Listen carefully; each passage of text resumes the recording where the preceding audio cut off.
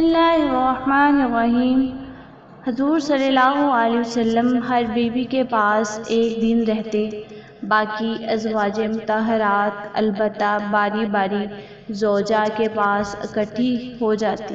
ایک دفعہ حضرت عائشہ کی باری تھی جب حضرت زینب بلا اجازت ان کے حجرے میں داخل ہوئیں۔ اندھیرے میں آپ نے ان کی طرف ہاتھ بڑھایا کہ حضرت عائشہ بولی، یہ زینب ہیں۔ آپ نے ہاتھ کھینچ لیا، اس پر ان دونوں میں تکرار ہونے لگی اور ان کی آوازیں بلند ہو گئیں۔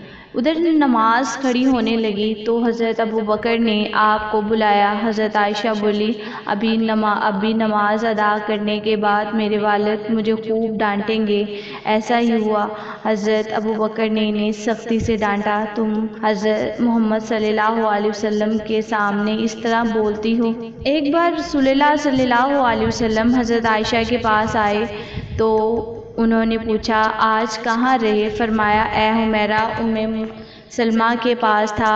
کہا، ام سلمہ سے آپ کا جی نہیں بھرتا؟ مجھے بتائیں، اگر آپ ایک وادی کے دو کنارے پر اتریں، ایک سے گھاس چرا لی ہو اور دوسرے کنارے پر کوئی گھاس کھانے والا نہ آیا ہو، آپ جانور کہاں چرانا چاہیں گے؟ فرمایا، وہ جس سبزہ چکھا نہ گیا ہو۔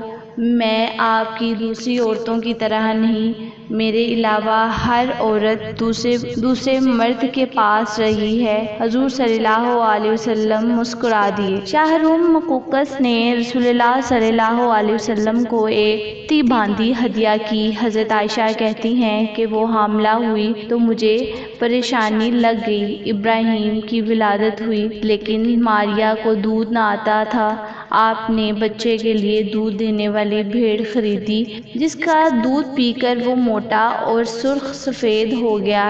ایک دن آپ ابراہیم کو اپنی گردن پر اٹھا کر لائے اور پوچھا، عائشہ بچے کی مجھ سے مشابہت کے بارے میں کیا خیال ہے؟ میں نے سوتاپے کی وجہ سے کہا، مجھے تو آپ سے کوئی مشابہت نظر نہیں آتی۔ فرمایا، بچے کی صحت کے بارے میں کیا کہتی ہو؟ میں نے کہا، جو بھیڑوں کا دودھ پیتا ہو وہ ایسے ہی ہو جاتا ہے۔ حضرت عائشہ فرماتی ہیں، میں ان عورتوں سے چڑھتی تھی جو اپنا آپ رسول اللہ صلی اللہ علیہ وسلم کو ہبہ کر دیتی تھی۔ میں کہتی تھی، بھلا کوئی عورت ایسے اپنے تئیں ہبہ کر سکتی ہے؟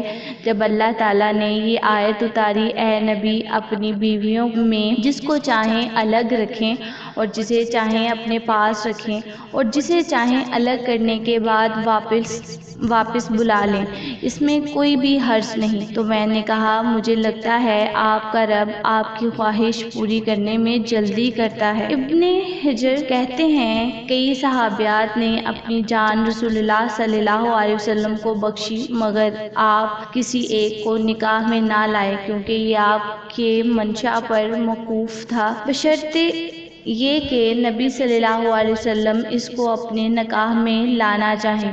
ابن حجر نے حضرت میمونہ رضی اللہ عنہ کے وہابہ میں ہونے کا بھی رد کیا۔ ام المومنین حضرت سودا بنت زمعہ نے اپنی باری کا دن حضرت عائشہ کو دے دیا۔ چنانچہ حضور صلی اللہ علیہ وسلم حضرت عائشہ کے ہاں 2 دن قیام فرماتے۔ حضرت عائشہ فرماتی، سودا کے علاوہ کوئی عورت ایسی نہیں کہ میرا اس جیسے طور طریقے اختیار کرنے کو دل چاہے، مگر ان میں بھی تندی تھی۔ ایک بار حضرت صفیہ اور حضرت عائشہ میں جھگڑا ہوا، دونوں نے ایک دوسرے کے باپ کو برا بھلا کہا۔ رسول اللہ صلی اللہ علیہ وسلم نے سنا تو فرمایا، صفیہ تم ابوبکر کو گالی دے رہی ہو۔ حضرت عمر فرماتے ہیں، نبی صلی اللہ علیہ وسلم کی ازواج آپس کے رشک و رقابت کی وجہ سے آپ سے روٹھ گئیں تو میں نے ان سے کہا، نبی صلی اللہ علیہ وسلم تمہیں طلاق دیں تو بڑی امید ہے کہ ان کا رب انہیں بدلے میں تم سے بہتر بیویاں دے دیں، تو اسی مضمون کی آیت نازل ہوئی۔ ایک سفر میں نبی صلی اللہ علیہ وسلم کے ساتھ جانے کے لیے حضرت عائشہ اور حضرت حفصہ کے نام قرآن رات کے سفر میں گفتگو کرنے کے لیے آپ حضرت عائشہ کو اپنے ساتھ رکھتے تھے۔ حضرت حفصہ کو اس پر رشک آیا، انہوں نے حضرت عائشہ سے کہا، تم میرے اونٹ پر سوار ہو جاؤ اور میں تمہارا اونٹ پکڑ لیتی ہوں، دیکھتی جاؤ کیا بنتا ہے۔ رسول اللہ صلی اللہ علیہ وسلم حضرت عائشہ کے اونٹ کے پاس گئے اور حضرت حفصہ کو سلام کیا۔ رات بھر کے سفر کے بعد پڑاؤ کا وقت آیا تو حضرت عائشہ آپ سے دور رہ گئی۔ وہ نبی صلی اللہ علیہ وسلم سے شکوہ تو نہ کر سکتی تھیں، اس لیے زمین پر اترتے ہی اپنے پاؤں ازخر گھاس میں ڈال دیے، جس میں سانپ بچھوؤں کا بسیرا ہوتا ہے، اور رنج کے باعث دعا کرنے لگی، اے رب، ڈسنے کے لیے مجھ پر کوئی سانپ بچھو ہی مسلط کر دے۔ نبی صلی اللہ علیہ وسلم اب ایک سوجا حضرت عائشہ کے پاس تھے، اتنے میں ایک دوسری بی بی نے کھانے پر رکابی بھیجی۔ حضرت عائشہ نے، جس کے ہاں نبی صلی اللہ علیہ وسلم تھے، لانے والے خادم کے ہاتھ پر ایک ضرب لگائی تو رکابی گر کر ٹوٹ گئی۔ آپ نے رکابی کے ٹکڑے اور گرا ہوا کھانا اکٹھا کیا اور فرمایا، تمہاری اماں کو رشک آ گیا تھا۔ خادم کو روک کر آپ نے گھر سے نئی رکابی دے کر رخصت کیا۔ حضرت عائشہ صدیقہ رضی اللہ عنہا فرماتی ہیں کہ ایک رات سوتے وقت میرا جسم آپ صلی اللہ علیہ وسلم کے جسم سے مل گیا۔ آپ صلی اللہ علیہ وسلم نے فرمایا، عائشہ، کیا تم مجھے اس رات رب کی عبادت کی اجازت دیتی ہو؟ میں نے کہا، واللہ مجھے آپ کا قرب پسند ہے، تاہم میں آپ کی خواہش کو ترجیح دیتی ہوں۔ پھر آپ صلی اللہ علیہ وسلم نے قیام کیا اور رو رو کر قرآن پاک کی تلاوت کی، حتیٰ کہ آپ کے کندھے مبارک بھیگ گئے۔ پھر آپ صلی اللہ علیہ وسلم بیٹھ کر تلاوت کرتے رہے، حتیٰ کہ آپ کے پہلو آنسوؤں سے تر ہو گئے۔ پھر لیٹ کر تلاوت کی اور روتے رہے، حتیٰ کہ زمین تر ہو گئی۔